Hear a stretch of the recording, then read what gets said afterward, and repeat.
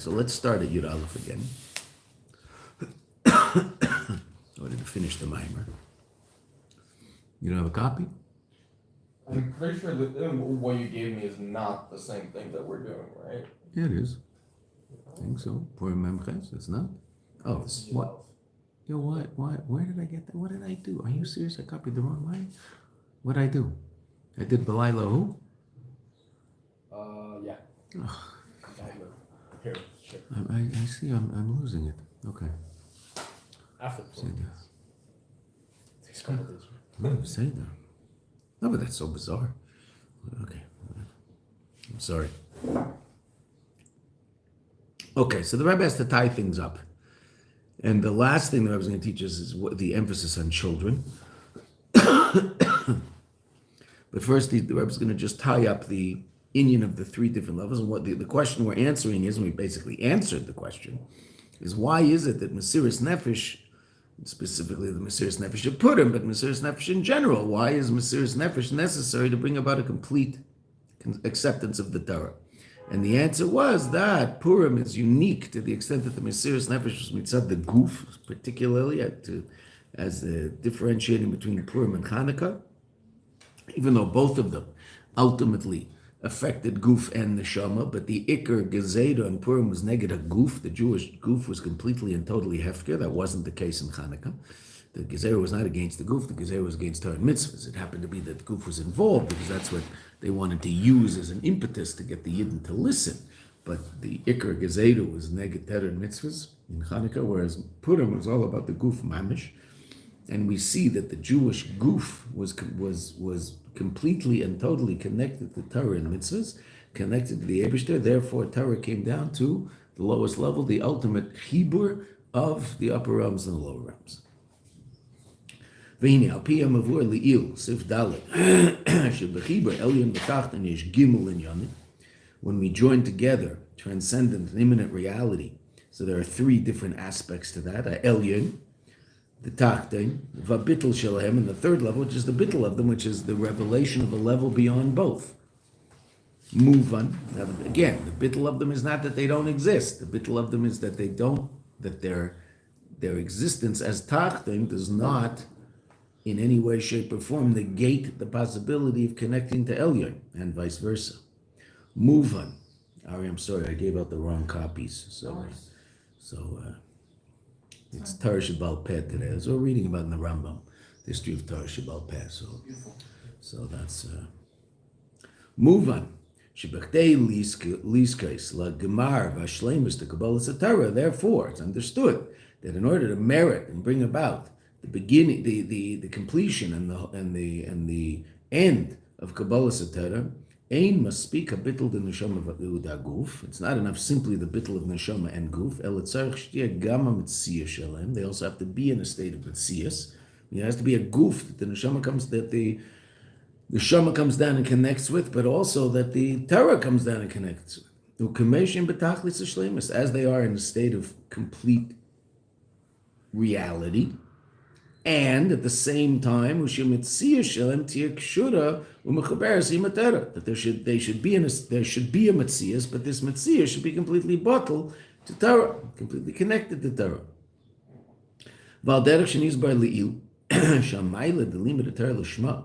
As we explained in the two different paragraphs that discussed the different levels of learning Torah, and first in the level of limud Torah, we talked about Torah mitzad the fact that it's the ratzon of the Eibishter and it is elokus, right? Relative to the mitzvah of Hilchas Talmud Torah. So we said there was the fourth level, which is even beyond Vagisa B'Yemam V'Layla, learning the Torah because the Torah is the Torah. Shamayla delimud Torah l'shma, and we call that the level of Torah l'shma. He loy rak b'inyan a bittul. Is not only in the level of bittul, which means what? He's learning not for his own shleimus, not for his own growth, not for his own intellectual or spiritual aggrandizement.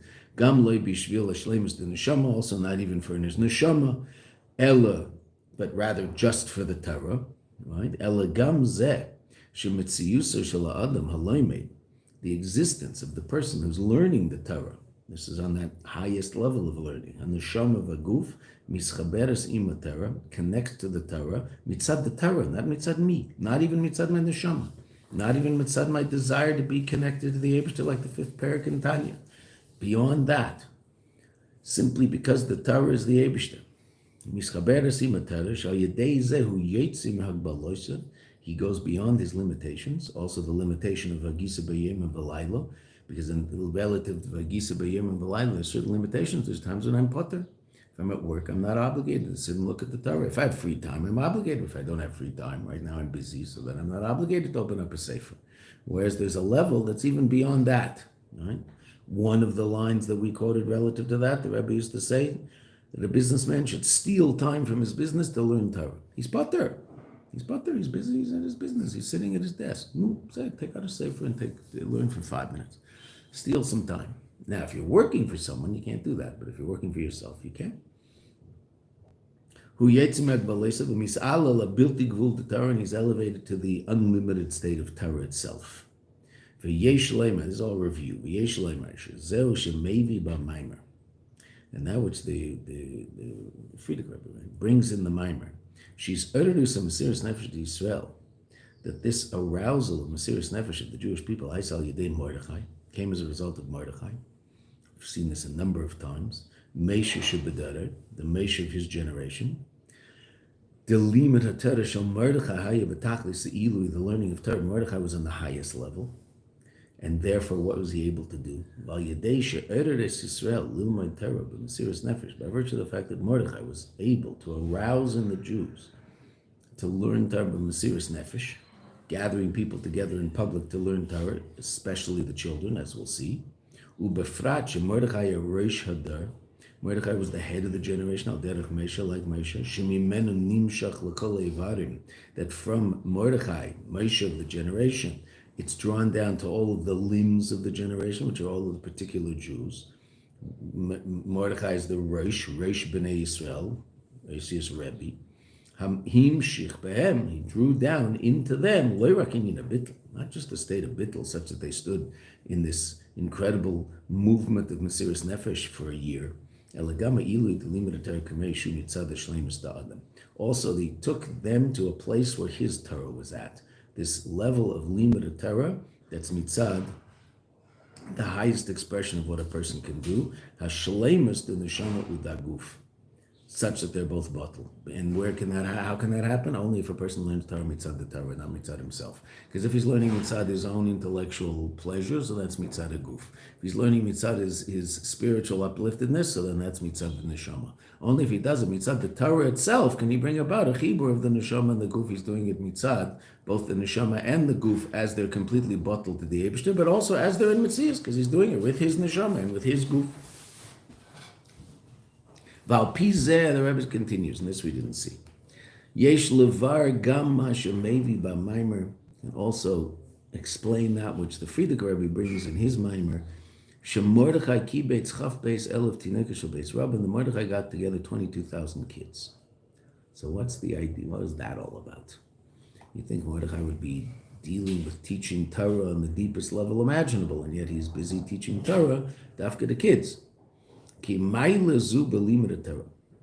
level of limud Torah, shehi mitzad hashleimus the neshama v'guf, which is an expression of the complete expression of the neshama and the guf as they are beyond themselves, not the neshama as a neshama which therefore desires spiritual growth, and not the guf mitzad the guf which desires intellectual understanding, but rather the two of them in the highest level where they are both able to connect to the Eibishter simply mitzad the Eibishter, simply in terms of HaKadosh Baruch Hu himself and not in terms of themselves, as lofty as they are. Where do we see this? Dafka by children. It's going to be understood based on what Chazal say. The world only exists because of the breath of the children who are learning in the house of their teacher. Amalei Rav Papa Rabaya. Rav Papa heard this idea and he said to Abaya, Didiva didachmai. So you and me, what? What's with you and me? We sit and learn Torah too, so our Torah is irrelevant. That the whole world is standing on on the breath of the children in Cheder, and so why are we sitting and learning Torah? Let's go into business. Rav Papa said to Abaye, he said, so Abaye explained, now really, Rav Papa was asking, how can this possibly be? Our Torah is so much more sophisticated. Right? And Abaye's answer to Rav Papa, breath that is tasted, a disconnection from HaKadosh Baruch Hu by virtue of wrongdoing, is not the same as breath that comes from a place she'ein b'chet. Why is there no chet? Because the child's not chayiv. That even though the learning of Torah of Rav Papa and Abaye, is obviously on the highest level is Abaye and Rav Papa. The learning of the Torah of the children in the study hall, why are they learning? They're learning because they're afraid they're going to get a patch if they don't learn, right? Because they're either going to get it over the knuckles if they don't learn. Didn't expect it on a Wednesday, Doc.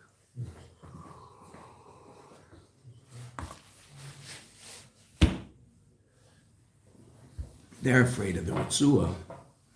Afal PK. Nevertheless, Yesh Yisran Behevel Tinok Shabes Rabban. There's an advantage of the breath of the children who are learning Torah, such that Shal Hevel Zeh, this breath, Dafka Olam Miskayim. Why does the world exist? Dafka because of the children learning Torah. V'yadua bir b'zeh. It's well known, the explanation of this. It's from the Mitla Rebbe. The Hamayla Behevel Tashbar, the advantage of the breath of the Tashbar, that's Tinok Shabes Rabban. Hu hein mitzad nishmosan, both in terms of their neshama, what's unique about the neshama of a child. She kreva yesel elokus. It's closer to the Eibishter. Why? This little neshama was recently in a spiritual state. It's only for a certain period of time that it's been in the body. Vahein mitzad aguf, and also mitzad their guf. Shaleni's gashim kol kach, their guf hasn't become so megusham ba'achilo shasir b'taivas, through eating and drinking and expressing different taivas. So child's guf is very, very pure. Right? Explained in Chassidus many, many times that the longer a person lives, so the more at home they feel with their nefesh habahamis and their guf. One of the explanations that is simply creature comforts. Right? A person at a certain age is used to certain creature comforts and has a hard time living without them. Why? They just become more grub, so they can't not sleep in a bed. A child has no problem falling asleep on the floor. Wherever he is, he falls asleep. Right? There's no problem. Right? The older someone gets, that starts now. An 18-year-old will be, if he won't fall asleep on the floor a priori, but if he has to, he goes to staying at someone's house. Okay, but say there's only one place that's on the floor. He'll figure it out. He'll go to sleep on the floor. 45-year-old, not a chance. Right? Why? He's more grub. Why is he more grub? Spend more time with his nefesh habahamis and his goof than the 18-year-old. So the 18-year-old, as crazy as he might be, still is, say they're goof, not goof. I mean, it doesn't mean he's not into it, but creature comforts aren't something he's so used to. Right? Grub is like an expression of coarseness? Yeah, of course. Grub just means coarse in Yiddish.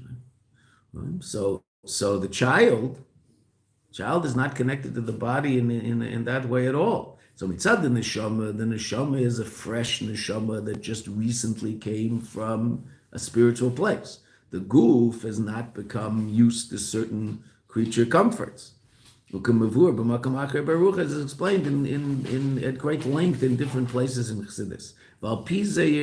Based on this, we understand that which the Rebbe brings in the Maimer, the Frierdiker Rebbe.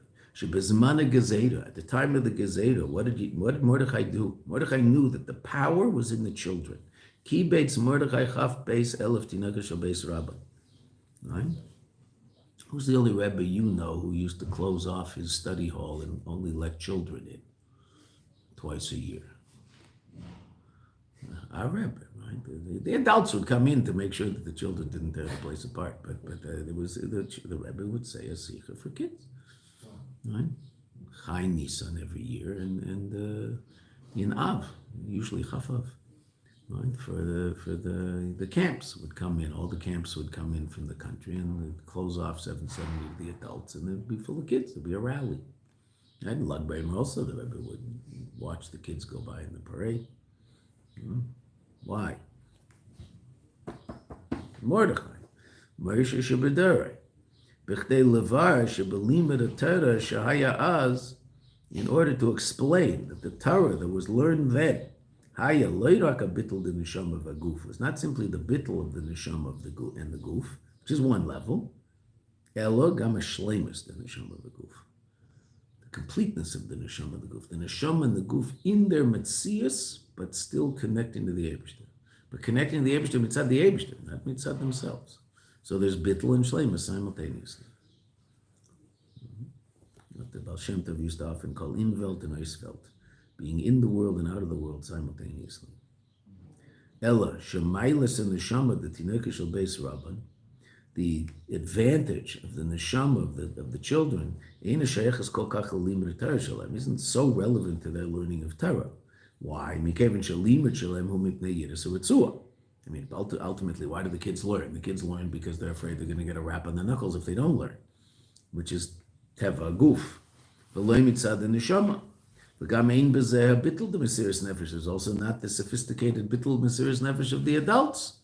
Obviously, if you talk to the child, what's he doing here? I don't know. Mordechai, it's fun. Mordechai's teaching us. The child is there, but it's not an expression of the mesiras nefesh that the adult is aware of as he goes to endanger his life to go learn Torah with Mordechai, whoever happens to be teaching Torah in that time.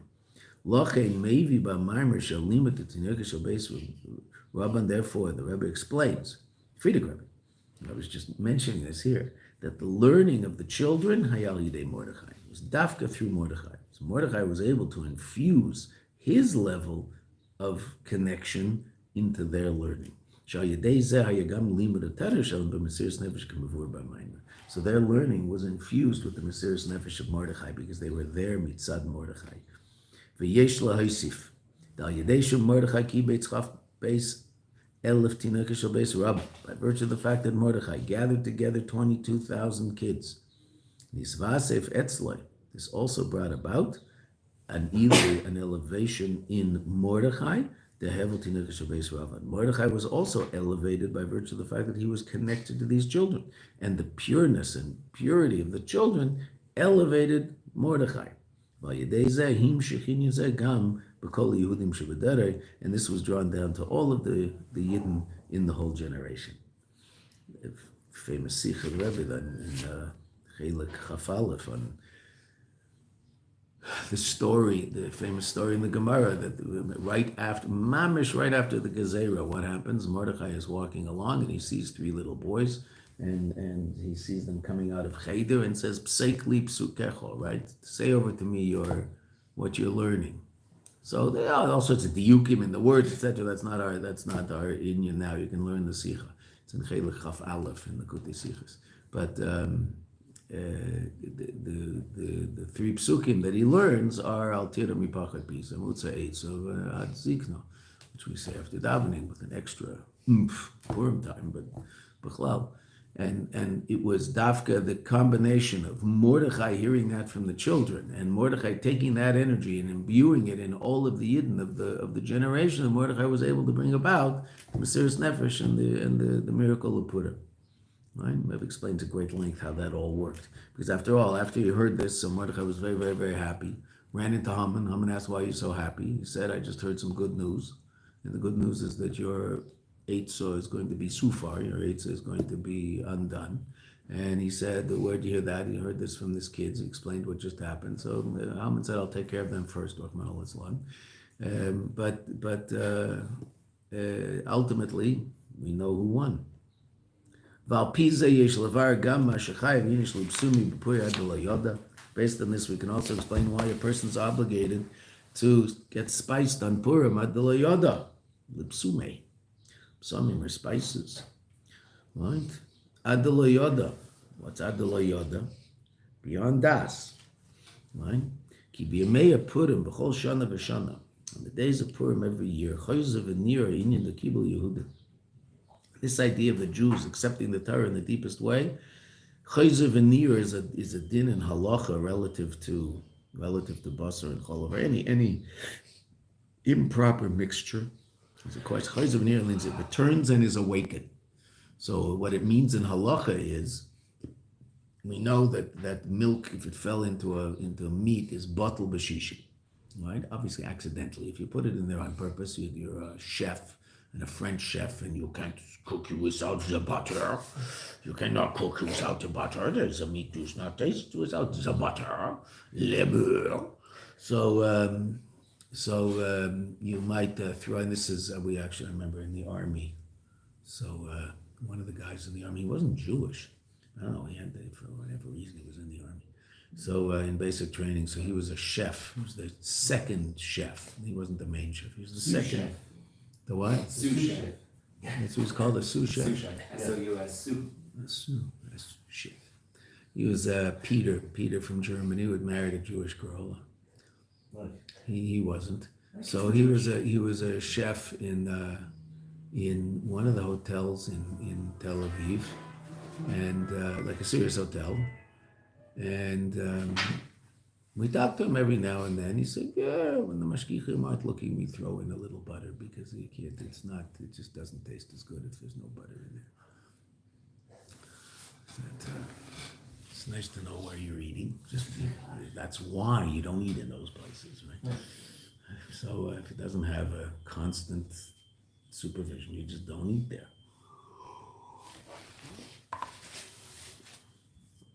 So now, but you'll say, well, but it's less than 60. First of all, the whole reason he's putting in the butter is to add to the taste, so it's not bottled. Even if it fell in, it's not bottled, because it's obviously there to improve the taste.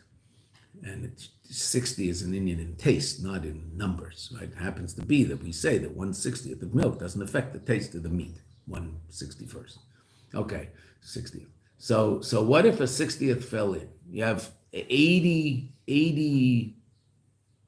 ounces of meat and an ounce of milk fell in. Okay, so it's bottled. It fell in accidentally, so it's bottled. It's kosher. The mixture is kosher. Fine. Now, what if another ounce of milk fell in by accident? So now was the first one bottled and the second one fell into 81 ounces of kosher stuff, so now it's also bottled in 81. Or do you say, no, chayzav v'nir. The milk that was there comes back and is awakened, and now you have a 40th of milk in there. That's a machlekes. I think we paskin chayzav v'nir. That's a machlekes. It's a machlekes in halacha. Okay, so that's the line the Rebbe is bringing here, chayzav v'nir. Shebachol shana v'shana chayzav v'nir. It's revitalized. It is reawoken, right? We learn it dafka from Purim. The idea that every Yom Tif, the energy of that Yom Tif exists on that day every year. Where do we learn it from? Purim, these Kadim V'nasim, that these days are remembered and done. I mean, done. I understand they're remembered. Why are they done? Oh, because there's the energy that happened the first time that day existed in history. So that energy is there every single year on that day, on the 14th and 15th of Adar, on the 15th of Nisan. That energy is there every year. That energy of the Jews accepting the Torah is there like it was the first time. So Purim is a day of accepting the Torah. And so what does that mean? Not only is it the same, it's even better, because each year it gets more and more and more and more. Because you're going up in Kedusha.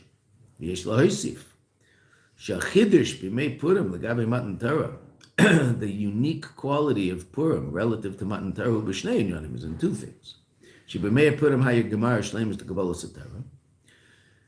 On Purim, it was the completion of the Kabbalah Torah, Vekiblu Yehudim, that had only started at the time of Matan Torah, but was completed at the time per Kanal Baruch, as this whole mimer is explained. V'gam kiyum Torah, but also the fulfillment of the Torah. K'diisa b'gemara al pasuk kimu vekiblu hayehudim. Kimu ma shekiblu kfar. Not only was there a greater Kabbalah, there was a greater expression, kiyum of the Torah. Established. This Torah was established and fulfilled. Tezeh shekiblu mamatan Torah. Right, that which they accepted in Matan Torah, lo haya ba'efen dekiyum nitzchi. It wasn't in a state of eternal establishment. The la'achrei shechatu ba'egel. So immediately afterwards, what happened? They had the egel. La'achrei shechatu ba'egel. After they did chet the egel, hisnatzles edrim. They took off their ornaments. What's that? The crowns of Nasiv and Ishma were taken off. Ubimeya Purim. In the days of Purim Ksiv, it's written. These days of Purim will not pass. I mean, they won't pass away. They'll always be there, and their remembrance will not disappear from the seeds of the people. In other words, the Jews are always going to remember Purim, which indeed we do. We just did it, right? That which we accepted on Purim, we created a fulfillment of this that will be eternal. So too on the days of Purim every single year, there's these two ideas: the completion of the acceptance of the Torah, but also the kiyum of the Torah, the establishing of the Torah as something nitzchi, something that can't be separated from us and we can't be separated from. That every year it's added in the shleimus of receiving the Torah, accepting the Torah. This has an eternal reality. Therefore, Purim has to be the avodah of the lo yoda. What does the lo yoda mean? To go out of oneself. That one's connection to the Eibishter isn't a function of their intellect, it's not a function of their emotions, it's a function of something beyond both. Very often, if done properly, so drinking alcohol can help a person get to that realization. Sometimes it does the opposite. The ultimate acceptance of the Torah comes through bittul. And what can a person experience through drinking l'chaims? Bittul, and get out of themselves. The Rebbe once explained that's the difference between alcohol and drugs. How the Rebbe knows this, I don't know, but this is what the Rebbe knows these things, right? That what do drugs do? And this is certainly what they do. They push a person more into themselves. A person starts navigating, what they call meditating on their own navel, right? It's completely and totally focused on self. They withdraw into self. The drugs that people use, the so-called soft drugs that people use, right? The harder drugs even more. Right? Whereas alcohol takes a person out of themselves. They tend to be less withdrawn, more able to connect to things outside of them. Right? So it does away with certain inhibitions, whereas drugs will often just enhance the inhibitions. This is going out of his own existence. That it's not his connection to the Eibishter isn't based on his own intellect, his own emotions. His connection to the Eibishter is based on the Eibishter. It comes from the Eibishter, it doesn't come from me. God doesn't exist because I created him. I exist because he created me. This has to be done through lipsumim beyayin, gashmi. It's interesting, dafka yayin, nichnas yayin yotzasoid, but often people, even though we generally don't drink wine, will usually drink, most people will drink some sort of hard alcohol. They'll drink vodka, they'll drink scotch, whatever they drink, but many people are makpid that the first l'chaim they take is dafka on wine, right? That they'll start drinking wine. Now, they're not going to drink so much wine that then they're mixing it with other things, right? But they'll drink a l'chaim on wine first. Right? Ki habitl de Purim, sarich liyos gam mitzad. When we spent Purim with Rabbi Groner 2 years, Rabbi Groner spent Purim with us in Harnov. My wife was, this was the first. My wife said this is the only time in 40 years we haven't had Bachrim at the Purim Sukkah. So it's not true. Once our son got married in New York, and we were Sheva Brachas in Crown Heights. So there was that year. And also there were a couple of years where Rabbi Groner spent Purim in Harnov with us and with our community. And so we did Dafka, spent Purim there. And for whatever, didn't invite Bachrim that year. So Rabbi Groner sat and drank wine the whole day. He didn't drink any He didn't drink vodka. He drank wine all day. I'm all day, the whole Suda. Adam sumi beyayin gashmi ki a bittel the purim sarich liyers gam mitzad guf. The bittel of purim also has to be mitzad guf. How you mevatel the guf? Give it some mashka. Kanal barucha. Umizen nimshach and the kerech al kol lashon. And this is the empowerment for the whole year. Shinyane a guf lo yitfasu makim, that matters of the body won't take up space. That's like ubemele leitia menia mitzad guf lo lim Torah, and there won't be obstacles mitzad the guf to learn Torah. That's why we used to have a rule about not eating in Chassidus class, right, Doc? But you read a Sedaris, I gave up.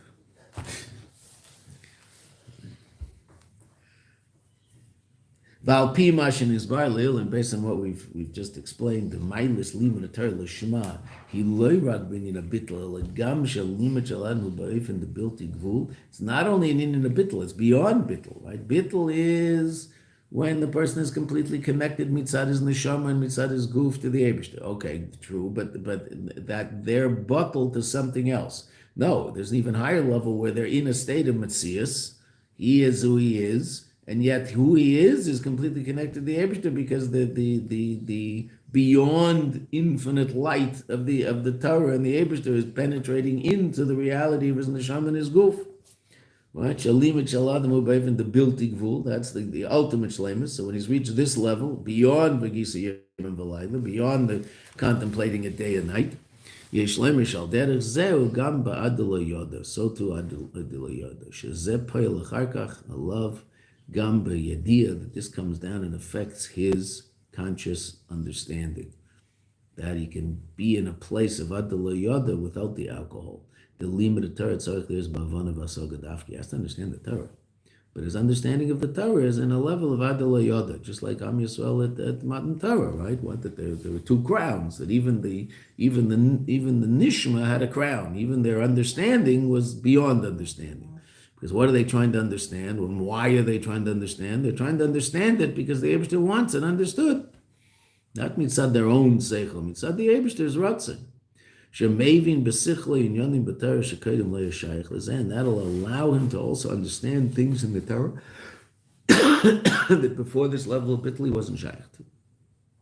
Why? Because the Eibishter wants him to understand Torah. So if you get to this point of bittul to the Eibishter, so the Eibishter will help him understand. And Kamesha Bira Kvet Krishmai Chami Adma Ba'achas Asichas to Purim, like the Frierdiker Rebbe explained in one of the Sichas of Purim. Shal Yadesha Megim Ladargis Lo Yoda, by virtue of reaching the state of Lo Yoda. Hayeda Shacharkach, then the understanding that happens after that, Ubay Fanacher Lagamri is completely different. Because his understanding, now his conscious involvement in Torah is based on the Adalo Yoda that he reached on Purim. And again, the Adalo Yoda isn't just simply getting drunk. The Adalo Yoda is getting to a point where his connection to the Eibishter is beyond his own neshama and beyond his own guf. It's mitzad the Eibishter himself. In general, what does this mean? That the limited intellect of a person, misached im haTorah, is united and unified with the Torah Shaloimed, Habilti Mubelis, with the unlimited Torah that he's learning, because the Torah mitzad itself is unlimited. Then by virtue of this he becomes one, Gamim Kuchabrichu, with the Eibishter, and he's doing this not to become one with the Eibishter. He's doing this because if he's doing this to become one with the Eibishter, so then there's a certain limitation. If he's doing it simply because the Torah is the Torah, and the Torah is the Eibishter, and it's there, so he wants to express it, so then his learning brings about an incredible connection to the Eibishter. Yisrael Araisav Kuchabrichu Kulachat. Am Yisrael, the Torah and the Eibishter are one. Okay. Learning Torah based on the Lubavitcher Rebbe. Okay. I thought we'd finish now. See Purim did a job. Okay. So I gave you something, so let's just look at it for 10 minutes. We have 5 classes left, now 4, because I'm going away. Next Wednesday morning, I'm flying to New York. Really flying to Florida, but I'm going through a place called New York to spend the day in Crown Heights on the way. because you're going to America, you say you're going to Florida. I don't know whether that's, but you're going to Crown Heights. Right. Going to Florida through Crown Heights. So this happens to be this week's Sikha from Tafshin Nun Aleph, and there's just a small little piece in there that's really, really very important that I thought there's two things I'd like you to see before I disappear. One is a little bit of this, and there's also a Sikha on Pesach that hopefully we'll do next week. That's just a beautiful Sikha. It's short. It actually has been translated into Lashon Kodesh, but I've always taught it in Yiddish before it came out printed in the Likutei Sichos. So we'll see. I'll try to get the Yiddish copy of it, and we'll do it in Yiddish. It'll be, you'll have a good time. It's very simple Yiddish. It's very simple in that sense. This Sikha, Parshas Tzav, Tafshin Nun Aleph. So the Rebbe explained the Inyan of Moshe in a quite astounding way. So I thought maybe it would be worth your while to see. You didn't hand that out yet. I did give some out. Did I? At this time, it's actually the right copy. Turns out I was handing out the wrong copy.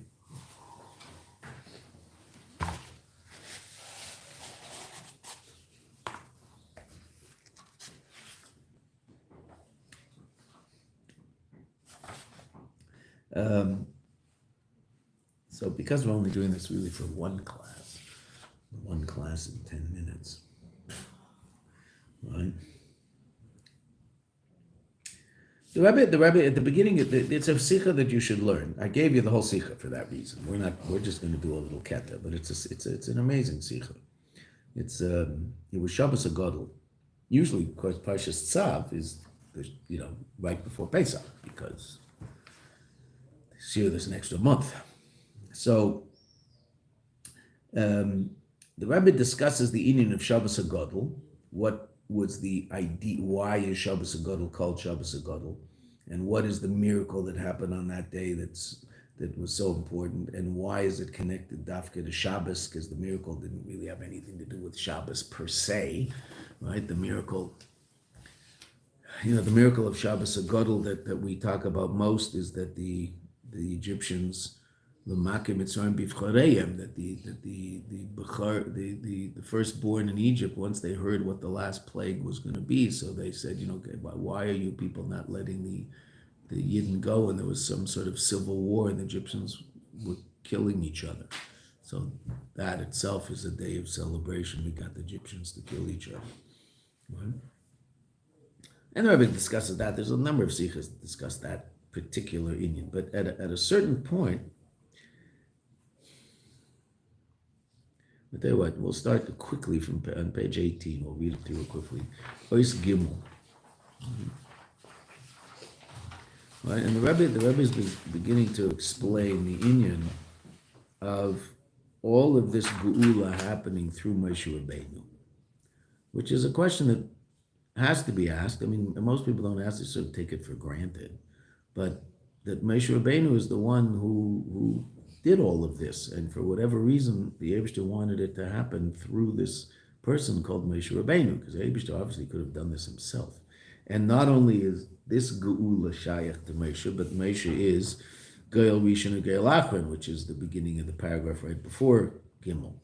Right? So Moshe Rabbeinu is even shayach to the geula losi lover. Right? That geula, the last line before Gimmel, came in geula, kol geula, ba dafka b'kayach Moshe. Why? The kudas abiyah b'zeh.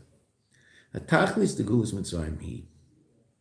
The ultimate expression of gulas mitzrayim, v'lakachtis chem lila am v'yisi lachem l'elokim. I'm going to take you as my people, and I will be for you as a God. V'yidatem, and you'll know, ki ani ava elokechem, v'metzischem mitachas iglas mitzrayim. And you'll know that I took you out of Mitzrayim. Well, in other words, all of the makers and the miracles, etc., were to develop an appreciation of Elokus in the minds and hearts of the Yidden, such that they would appreciate that in a level beyond anything we can even imagine because of their experience. The necessity and the realness of a relationship with the Eibishter. And that's expressed in Vanechi Valokecha Shetzesichem Eretz Mitzrayim. How does the Eibishter introduce himself in Matan Torah? Right? And the question as to why the Eibishter has to introduce himself is an interesting question, right? Boker Tov. I mean, what did we think was going on here? Right? So obviously that pasuk requires a tremendous amount of understanding, and there's 3 different pshatim in Rashi. Rashi has a double davar acher on that pasuk. Right? Certainly worth learning Rashi on Anechi. Right? Why is it that HaKadosh Baruch Hu discusses himself as the one who took us out of Egypt? If he's going to introduce himself, he should probably introduce himself in a more basic way. And what's that? I'm God, that. Why? That's what he says, but there's something much more basic. Created the world. Created the world. Creating the world is obviously a little more important than taking us out of Egypt. If the Eibishter hadn't taken us out of Egypt, he still would have created the world. Right? If he didn't create the world, he couldn't take us out of Egypt. Right? So why is it then that the Eibishter says, Davka shetzesichem Eretz Mitzrayim? Question that all the Mefarshim ask.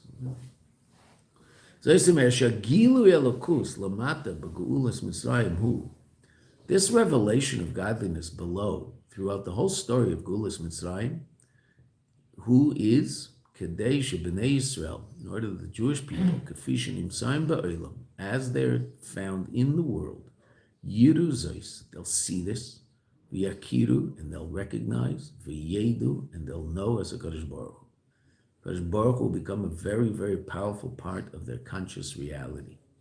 Vekiblu al atzmam, and they'll accept upon themselves, Achar kach b'matan Torah, es a Torah, v'mitzvahs shel HaKadosh Baruch Hu. And how were they prepared to do this? The miracles of Mitzrayim.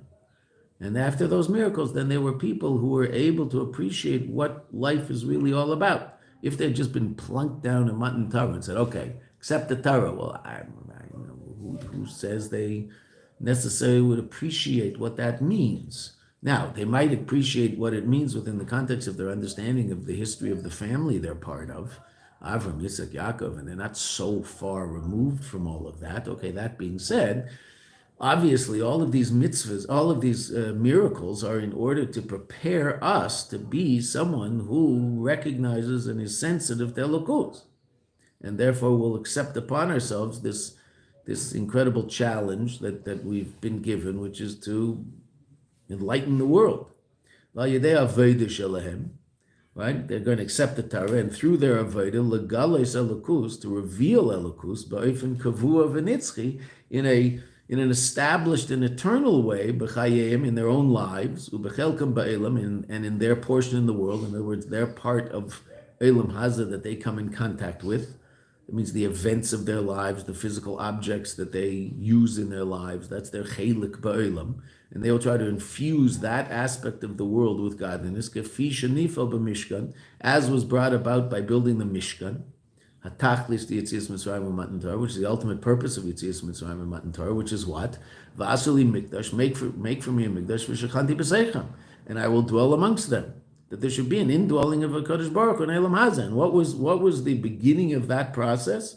Well, the ultimate beginning was Avram, Yitzchak, and Yaakov. Okay, but the beginning of that process relative to the people who were actually involved in it were the incredible miracles of Yetzias Mitzrayim, in order to sensitize them to Elokus. And they should realize that Teva is much less powerful than it seems to be, and there's something much more powerful than it. Ubekfiyas Yeser, and as this was established even more powerfully, B'bayis Rishon, B'beis HaMikdash, Rishon V'sheni, in the Beis HaMikdash, the first and the second. Ubetachlis HaShleimus, and when will this happen in the most complete and whole way? Shetir B'beis HaMikdash HaShlishi, in the third Beis HaMikdash, Mikdash Adni Kenenu Yedecho, Bayis Nitzchi, which will be an eternal bias, Begula Mitis V'Shleim, and that'll happen through Mashiach, Val Yedei Zeh, Gam Legalis Elokus Ba'elam, Ba'ifin Kazeh, they'll also reveal godliness in the world in such a way, Ad L'Shleimus B'Zelosi Lover, until this will reach a state of absolute wholeness and completion in the future. All of the world and all the people in the world, Yakiru v'yiru Elokus, will recognize and see Elokus B'Galui, in a revealed way, B'Shleimus, in a complete way, as we learned yesterday in the Rambam, last end of the Rambam. Nig l'kavod avaya v'ra kol basar yachdav ki pi havaya diber. Kadosh Baruch Hu will be revealed, and all flesh will see together, that this all comes from the Eibishter. When did that process start in earnest? Yetzias Mitzrayim. Yetzias Mitzrayim is the beginning of it all. That's what's in Nisan, the first month. And what did that entail? Unbelievable miracles in order to sensitize the Yidden to Elokus. And yet, this all happened through Moshe. Let's go 2 more minutes and we'll stop. And it's also the reason Shagulas Mitzrayim ba dafka al yedei nisim v'niflayos galuyim. This is why this happened through incredible miracles. Kevin shadafka al yedei nes, specifically through the miracle shalamayla miderech hateva, which is beyond the natural order. Misgala begalu, it's revealed in a revealed way. Le'eni basar, to physical eyes, a kayach habilti mugval shel HaKadosh Baruch Hu, the unlimited kayach of HaKadosh Baruch Hu. Now, a person can come to that appreciation intellectually by virtue of learning things and coming to a deeper understanding of things. But obviously, the easiest way of allowing a person to appreciate that is a miracle. And so the beginning of the process, now miracles are much more subtle. So there's all sorts of miracles all the time, but they're much more subtle, and there are all sorts of miracles such that people who don't necessarily have the sensitivity to Elokus won't even see the miracle. They don't see the miracle of it. They'll just talk about it in natural terms, right? Whereas someone who's a little more sensitive can appreciate the miracle of it. Okay, that's true. The beginning of the process was, it was impossible to doubt the miracle. Ad Kedei Kach that even the Mitzrim figured it out, right? And said, said, Paro, let them go, enough. And they were talking about, there's no one like this Jewish God. God's not Jewish, but that's what they would say. She'akira begalui. The Jew is godly, but God's not Jewish. They would see in the most revealed way that HaKadosh Baruch Hu is the Balabayas on the nature of the world. The nature is in no way, shape, or form so powerful that it hides the Eibishter. And once a person appreciates that, then they see Elokus in nature.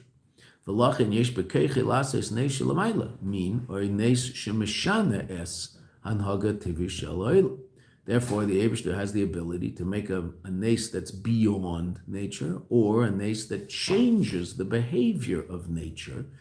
Miloshen Helam V'Hester. What's Olam? The natural way of the world. The world is from that word Olam comes from the root Helam V'Hester, a place of concealment. What's it concealing? The infinite aspect of godliness. Sheteva Miloshen Tuvu B'Yam. Teva, which comes from the language of sunk in the sea. Teva is something sunk into something. Mechasa covers al kayach hapel shel HaKadosh Baruch Hu nimtza beh. Covers up the power of HaKadosh Baruch Hu that's found in Teva. Teva is just the Eibishter, but it covers him up. Doesn't allow us to see him in it, and so one might think that it works based on its own rules, and to a certain degree, it does work based on its own rules. But those rules are moment by moment reestablished by HaKadosh Baruch Hu. Every moment he's reestablishing the existence of the world. And so that nature on one hand is hiding the Eibishter, but if a person is sensitive, that nature is actually revealing the Eibishter. Right? So those miracles, we'll finish the next paragraph and we'll stop. Those miracles. Nosen v'nosen, v'zen nosen, it gave, v'nosen, and gives, as a koyach lebnei Yisrael. The power of the Jewish people, Shirah Nisim Gluyim, that saw these miracles, Shetzlam Tia Geula, that by them there should be a Geula. What's this Geula? Chedus Mia Meitzarim, freedom from the limitations, Medides Vagbolis, other words for limitation, Shala Olam, of the world. What did these miracles show them? Not to be mispiled from the world so much. Don't be so taken in by what the world seems to be saying about reality. Because there's a reality beyond that, right? And they saw that b'muchash. They saw that absolutely clearly with their own eyes. And from this enslavement, to the basic rules of the world, the way the world understands things, and the basic unspoken truths of the world. And from this slavery, to be enslaved by certain limitations. the different limitations, shenim shel ha'olam b'chalal, right, of the world in general, v'golus b'frat, and golus in particular, because golus is certainly it seems to be a limiting reality. And the miracle shows us very, very clearly not to be so taken by that. Hachel mi golus Mitzrayim. This begins with golus Mitzrayim, in terms of golus. Shezeu nase zman chedeseinu. That Pesach is the time of freedom. What's the freedom? Chedus amitis mikol agbolus. True freedom from all limitation.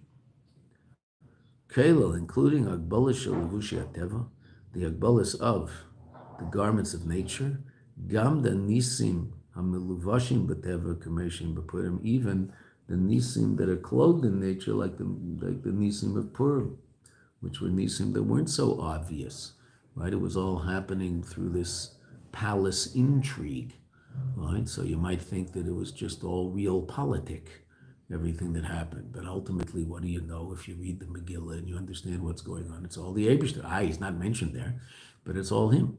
He's orchestrating all of these events. And it might be that it's happening in such a way that we're not sure it's even happening, right?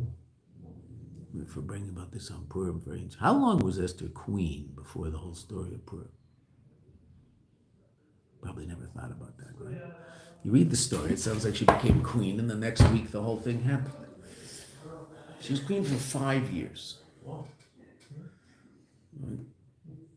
In the third year, he had the party, and in the seventh year, she became queen. That's when Vashti didn't come, so he killed Vashti, started looking for a new queen. That took 4 years. It says they were 6 months this way, 6 months that way, right? So, I mean, they were preparing for this, so it took at least a year for Esther to prepare to go see the king. But evidently it took 4 years before Esther saw the king. And then he declared her queen, and it was 5 years after that, because the story of Purim happened in the 12th year of the reign of Achashverosh. So it was 5 years later, 9 years after the party at the beginning, 5 years after Esther had been queen, that the whole thing came to roost. So, what was Esther thinking for those 5 years? What am I doing here? I'm living with this wretched lowlife. Right? I'm being Mason Nefesh. What for? Why am I doing this? Now, Mordechai knew. Mordechai understood. Right? What parts of it did Mordechai know, and what parts of it, that you can never tell. Right? It's pretty clear from lots and lots of stories that the tzaddikim don't necessarily know the pratim of the stories. But he certainly knew there was a reason Esther's supposed to be there. Right? But Esther's living this miracle for 5 years. Doesn't look like a miracle to her. Doesn't look like a miracle to any of the Yidden. And then worse news happens, right? At the end of the 5 years, so then Haman starts with his decree. That's really, okay. That might have been at the end of 4 years, because that took a year. I'm not sure about that part of the chronology. Meaning, I think the decree happened in the 12th year, and then the miracle happened in the 13th year. I'm not sure. But she was there. She didn't even know what was exactly going on. But she was obviously bottled to Mordechai, and Mordechai knew that this had to be, and so she was doing what she was supposed to be doing, without any obvious understanding of it all, because it was all hidden. Right? My brother said something nice just for bringing about this. He said, we could be in the middle of a miracle that's so great it's going to be written up in all the books forever. And we don't even know. We're in the middle of it. We don't know. Now we do know, because the Rebbe tells us we're in the middle of the biggest miracle ever, which is called Immerse Mashiach. It's going to happen, take it from me. Right? So we know what's happening. We just don't know how and where we are in the story. But we're in that story. I assume everybody's going to talk about that story forever and ever and ever after it happens. Okay.